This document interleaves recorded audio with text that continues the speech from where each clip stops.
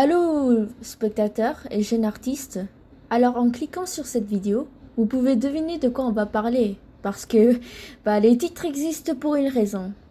Et oui, aujourd'hui on va parler du mouvement Dada. Pour commencer, c'est quoi le mouvement Dada? Le mouvement Dada est un mouvement artistique et littéraire du début du XXe siècle et qui se caractérise par une remise en cause de toutes les conventions et contraintes idéologiques, esthétiques et politiques. Ce mouvement est apparu pendant la Première Guerre mondiale, mais on va revenir sur tout ça après.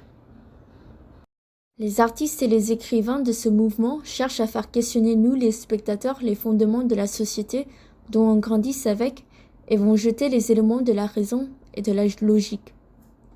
Ils changent aussi l'idée des formes ou des valeurs traditionnelles qui sont intégrées dans l'art et vont concentrer sur la liberté d'expression. Ils sont, en gros, les anarchistes du monde d'art pendant cette ère. Mais Nari, d'où vient le terme Dada? Bonne question, chers spectateurs, je vous explique. Le 8 février 1916, selon Henri Béard, un professeur et un historien de la littérature française, le nom Dada était trouvé à l'aide d'un coupe-papier glissé au hasard entre les pages d'un dictionnaire Larousse. En 1915, pendant la Première Guerre mondiale, les artistes Jean Arp, Sophie Tauber, Marcel Janco, Hans Richter et les poètes Hugo Ball, Richard Walsenbeck, Tristan Tzara ont écrit des poèmes abstraits avec des onomatopées, un style d'écriture qui se base sur le hasard et la taille des lettres qui se varie. Les artistes ont joué sur les mêmes thèmes, mais en forme d'art. Et c'est comme ça que le mouvement a été créé.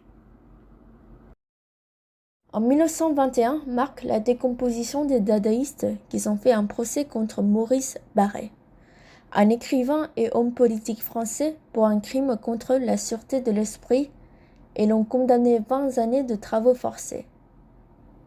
Tzara, qui était seulement un témoin pendant le procès, refuse de lui rendre aucune forme de la justice et quelques années plus tard marque la disparition du mouvement Dada et laisse la place pour les mouvements d'après. Voici quelques œuvres du mouvement Dada. Premièrement, on a Les Trois Mousquetaires, Mona Lisa avec une moustache, une grande spatule, les toilettes publiques et Gucci Gang.